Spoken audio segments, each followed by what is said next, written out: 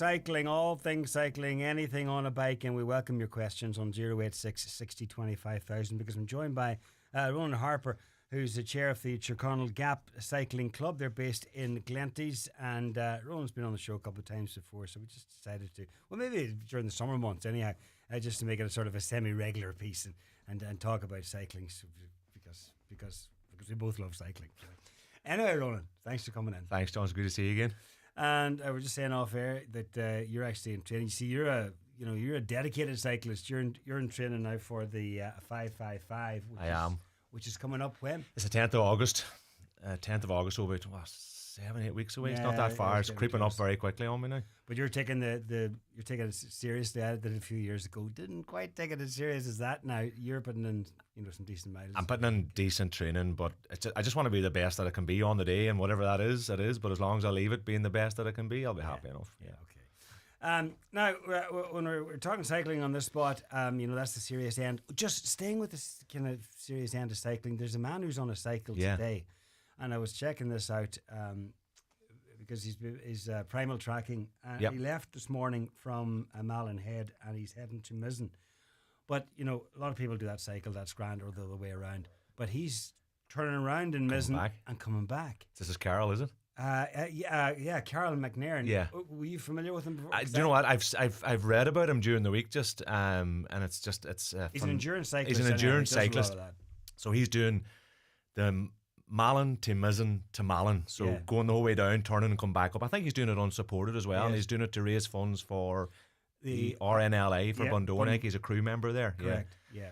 And hats off to him. It's 1,225 kilometres in total. Now, he's trying to break the record because in theory you can do it unsupported, but you can stop wherever you like. Yes. You can sleep whenever you like. That's up to you. But if he's going out to break the record, there'll not be many. I don't think he'll be stopping much. And that event was held last year where you had the Mazin de Millen and there was a Mazin de Millen back down again. And not a lot of people finished that, and it is a really, really tough event. Well, so fair play to him. It's tough to do it just one way. Yeah, but never mind to turn and go back.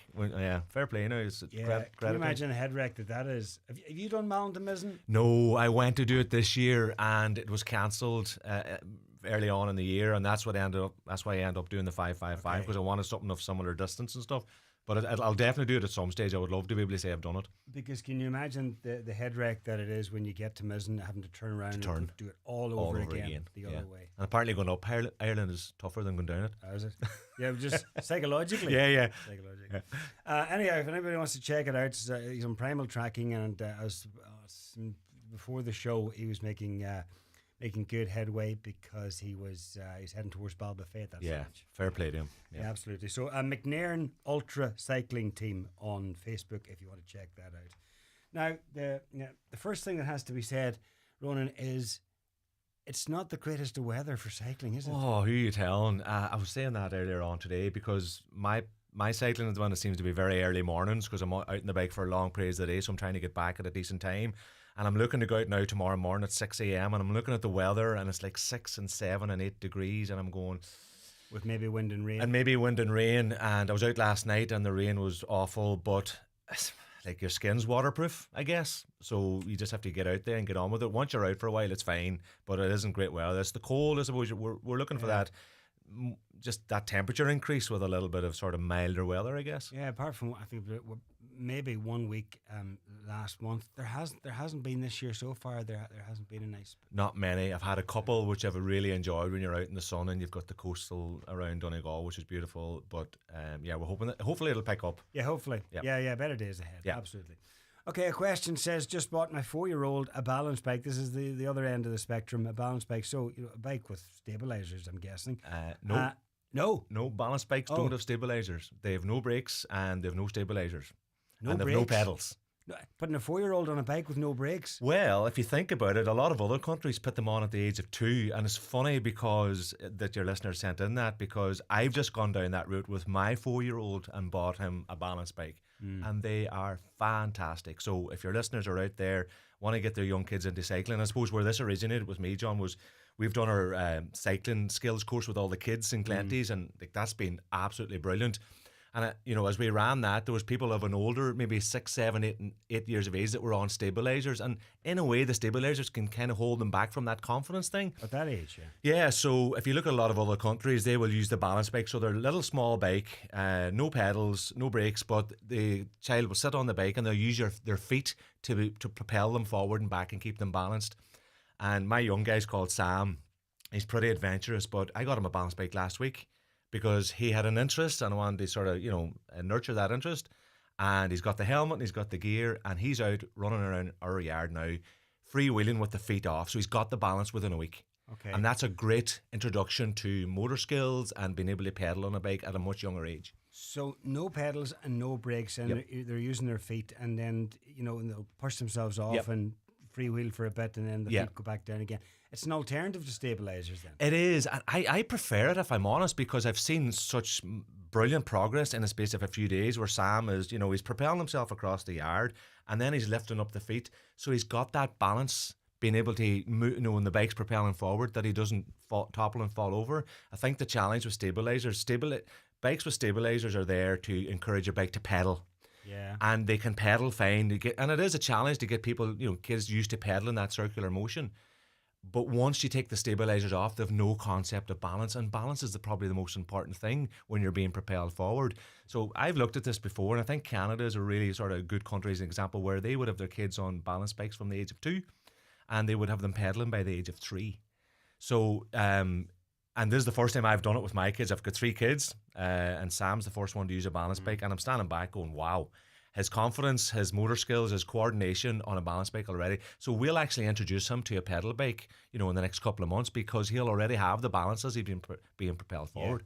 And it'll be a pedal bike without stabilizers. Without stabilizers, yeah. So I'm saying he'll be, by the end of the summer, we should be putting him on a pedal bike without stabilizers, and he should be able to do it okay. Well, I have three girls, and I'm just thinking back when I was teaching them, because they're all, they're teenagers now and heading in the other direction, and there was no stable. Well, I had stabilizers for the first because it was a bit weary, so I got stabilizers for the first. And Granddad went off down to the market and just got a bike, and then separately got stabilizers and cobbled them together, and off she went. And she, luckily enough, she picked it up fairly quick.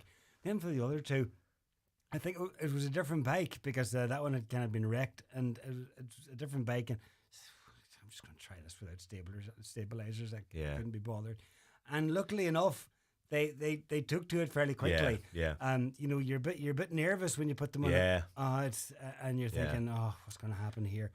But the helmet was on anyhow, and it's a great feeling when you see them taking off that first time, and they feel it as well. The joy they feel just being unsupported.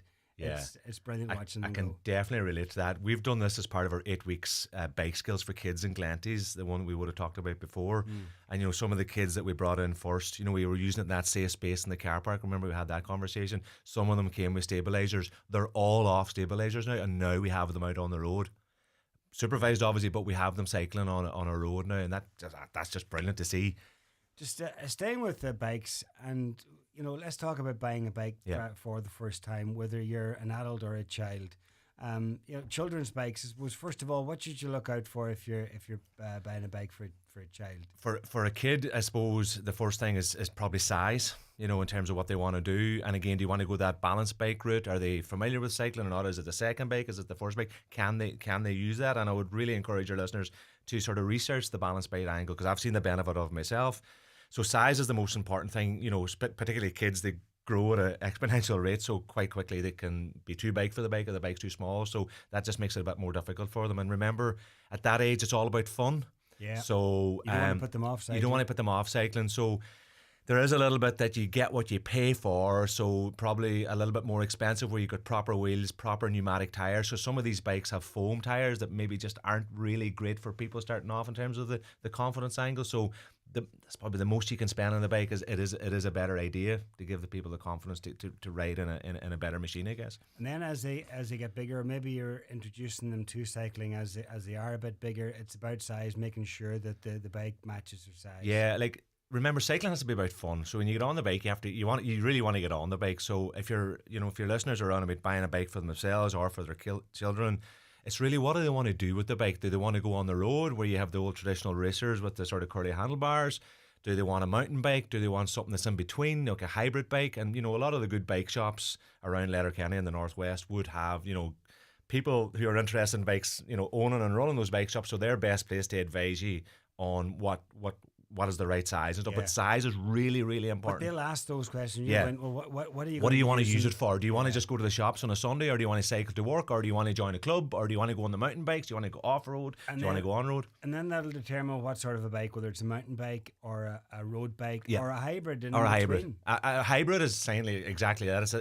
It's a mix between a road bike and a mountain bike, but probably more leaning towards the road bike angle. It's got the same type of wheel, the same kind of gear setup. It just won't have the curly handlebars that you see in a road bike, and you'll not really be bent over. You're sitting more upright, and you've got like mountain bike handlebars, so they're much more comfortable to ride with. But it's very handy if you you go onto a trail. Yes. You do a lot of cycling on the road. Yep.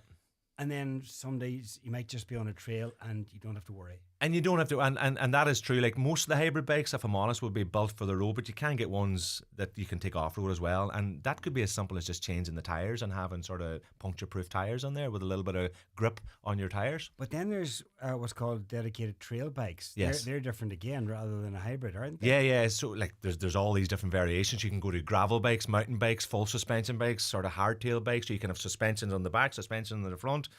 You can have the gravel bikes. The gravel bikes is really taken off these days, and they're I think bit it's like a gravel bike that I meant. Yeah, these are like a road bike, like a racer for another word, and they've got the knobbly tires, but they're thin tires, and they're built especially with the geometry for trails, not really downhill mountain bike and not going over rocks, but like your sort of fire roads through forests and stuff like that, those gravelly trails, because they have the grip on the tires and they're built in a way that they can sustain the unevenness of those roads. Yeah, uneven, but it's not for like jumping over logs and going around trees and over rocks. If you want to do that, John, get yourself a full suspension mountain bike, and you've got suspension on the front, suspension on the back. So whenever you do go over those jumps and you land, you've got a nice cushion to land on. That's right. Yeah. I'm wrong. I don't have any suspension on the back. I would say though, like if your listeners are here that are thinking of getting into cycling and want to buy a bike for themselves, they must look at the Bike to Work scheme. The Bike to Work scheme is a government-ran scheme where you can get tax relief on, if you're an employee, you can get tax relief for the cost of the bike. Oh. Well, there's limits that the government set out. So if you want to buy an e-bike, you can claim up to €1,500 per year on the Bike to Work scheme. If it's an ordinary bike, it's €1,250 in a 4-year period as well. So it's once every 4 years. Those are the limits. So for an ordinary bike, it's 1,250. For an e-bike, it's 1,500. And the way that it works, John, is that your employer would sign up. It's very easy for employers to sign up. They will pay for the bike, and most employers then will deduct that from your wages every month for 12 months. Yeah. But the most important thing is that you get top rate tax relief on the bike. So I'll give you some numbers. Go ahead. Okay. So whilst the limit on a traditional bike is at 1,250, let's just say someone wanted to buy a really good bike at €1,000, right? And let's just say they're a top rate taxpayer. That bike is going to cost them €490 net. So you're really getting a €1,000 bike for €490 if you go through the Bike to Work scheme. If you're not a top rate taxpayer and you're just a standard rate taxpayer, it's still only going to cost you €690 net. So you can get a €1,000 valued bike through the Bike to Work scheme for €690 or €490, and most employers will let you pay for that as a deduction from your salary over a 12-month period. And it doesn't stop there, because not only can you buy bikes, you can get bike accessories. So some of your listeners might be sitting there saying, I already have a bike, but I don't have the helmet, I don't have the lock, I don't have the mudguards, I don't have the other apparatus that I want for the bike, and maybe I need to put new wheels on it, maybe I want to put the gravel wheels on it. You can use it for accessories as well. So it's, again, once every 4 years you can use those thresholds. Okay, and just they have to be bought through an approved dealer. An approved dealer, and it has to be a new bike. You can't buy a second-hand bike. So if you go into any reputable bike shop, they'll be able to talk your listeners through how that works as well. But that's the bones of it. So if your listeners are going to buy a new bike and they are an employee, definitely check out the Bike to Work scheme. They can get great information on the citizensinformation.ie website on that stuff as well. What advice for all the cyclists that decide not to use cycle lanes where cycle lanes are provided? Oh, that's contentious. That's always, You mentioned bikes, it always comes up. Yeah. The cyclists that do, well, you know what? It's a bit like drivers who don't do the right thing on the roads. There's plenty of cyclists who don't do it as well. Yeah. And It is. And I don't know what the right answer in this is, but like, for example, I've been out in the bike for the last week. I've been out most days in the bikes, and I've been sort of honked by a couple of drivers, right? And that's... Wait, are you cycling alongside? I'm cycling on the left-hand side of the road. So, like, for me... Are you cycling on the road where there is a cycle where there lane? is a cycle lane. And the problem I have on that, I suppose, is that on the cycle lane, there are lots of junctions on the cycle lane. There's a lot of gravel where those junctions are, and I've got a road bike, so I don't want to get punctures. Yeah. Some of those cycle lanes aren't swept. They're brilliant. We've got a brilliant one in Glenties to Dunlow there, as you know, but they're not really conducive to the speeds that I'll be doing on the bike, because I'm on a road bike, and I can be doing 50 kilometers an hour while I'm on the road bike. Now, the thing is that when I'm on the road, I'm legal on the road. I have a Cycling Ireland insurance. I'm insured to be on the road. And yeah, you know, I would love to be able to use the cycle path if it was flat, and if there was no junctions on it, and if there was no walkers on it, because if I'm going up behind a walker and I'm doing that speed, you know, it might frighten them and stuff. So I think that the lesson here is that everybody just needs to be courteous, and everybody can use the road. Like, the rules of the road says that cyclists can use the road as well as the mountain bikes. The cars can use that main road, or they can go a different road as well. That's what sometimes the way I look at it. You know, there's all these different roads that they can use as well. So it's hard to win that argument no matter what side you're on. But I think it's just come back to being everybody needs to respect each other and give each other a bit of space. And you outline it there that, you know, cycle lanes aren't for every cyclist, and that you're out there with a road bike, and there's often gravel on these trails. There's also a lot of walkers, slow-moving cyclists, maybe, and you're out there bombing on the road. So really, you need to be on the road. You can't be on the cycle trail. Yeah, like so drivers just need to appreciate that. But you're right. You know, for the other casual cyclists, maybe the cycle lanes are brilliant. And like when we're on the mountain bikes, we use the cycle lanes all the time. Because the mountain bike can handle that better, because it's not getting punctures. It's got the knobbly tires. It doesn't matter if there's a bit of gravel on the roads, and we're not going that fast. So I think, you know, it's a hard one to debate, I guess. I have a 15-year-old child who's mildly autistic. I think that he's outgrown the balance bike. Have you got any tips for him to get back on a bike, I would imagine? Yeah, so I don't know where that listener's from, but, you know, we have the cycling skills program where we have all different people from different backgrounds that have come to do that. There are different types of bikes, I guess. I think he said they're on a balance bike, so they could maybe, you know, try them on a stabilizer bike, but I think he said they were 15, so you're probably not going to get a bike that size. Yeah. There are other modes of bikes. You know, it's funny, one of our other club members has got a trike bike. It's called a recumbent, where you can actually sit on it, where it's got 3 wheels, so you're not really worrying about the balance, but you can actually sit in the seat and you pedal. Yeah. You know, those ones that are lower to the ground. One of them out at Glenveigh now. Yeah. So those are a good option if they want to get their child out, and it's still cycling. It's still on a different type of bike. So that's a good option, and those things are good, and I've tested one, and they're quite fun. And finally, I got a bike for my son. Little big bikes. They're an Irish company. It's a balance bike with brakes and pedals. Yeah, added later. Sorry. As the child grows, absolutely fantastic. He's cycling at 4 years old now on his own. There you go. Isn't that class? Yeah, that's class. One of the things I've found with just kids with the traditional bikes, with the stabilizers, is they find it hard to work the brakes and stuff like that as well. So it's good to get them on the balance bike, sort of controlling the speed with their feet. Very briefly, time is against us. Is there a couple of upcoming events? A challenge coming up on the 6th of next month in the Broca area? There is. I think that might be for their members only, the one in Broca, so they can check out their website for that one. But there is loads coming up in the Northwest over the next few months. Like, I think for your listeners, the best place to look there is to go onto the Cycling Ireland website. And if you go onto the events section there, you can see all the events in whatever. You can filter it by county, by leisure, by sportive, and you can see all the different events that are coming up there in any county. So you can define it to County Donegal or Ulster, or whatever the case is. Ireland. Cycling Ireland website shoes you all the official events that are there. Yeah. Okay. But anybody wants to listen back to this piece, it will be on our socials and on YouTube, and we'll hopefully do it again soon, maybe in a few weeks' time. Ronan, that'd be Harper, great. Thank you. Thank you, John. And the best luck with all the training. Thanks a million. Get with the best. Virgin Media, Ireland's best broadband with full fibre and speeds of 2 gig, is now available in Donegal. Check your area on virginmedia.ie. It's playtime. Virgin Media, sponsors of Around the Northwest. Charge into summer with TUI. Choose from a beach cruise or city break, or Mexico flying direct from Dublin. Holiday sorted. TUI, live happy. Connect Hearing is open for free hearing tests. Our audiologist is available Monday to Friday for wax removal services at our Letterkenny Clinic in the Courtyard Shopping Centre. We also offer a home visit for those who aren't able to visit us. Our hearing is our social sense. Are you finding hearing more of a challenge? Call Ursula today on 07491 13296 to make an appointment. Good hearing helps us to connect to our family, friends and loved ones. Connect Hearing, connecting you to life.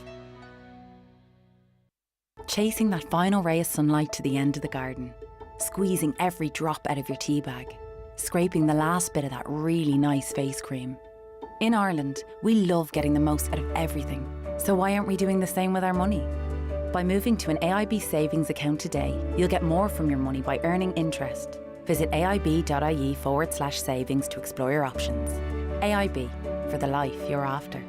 Terms and conditions apply. Allied Irish Banks plc is regulated by the Central Bank of Ireland. Discover the magic of Cruinniú na nOg in Donegal on June 15th. Join us for a day of creativity and fun for children and young people 18 and under.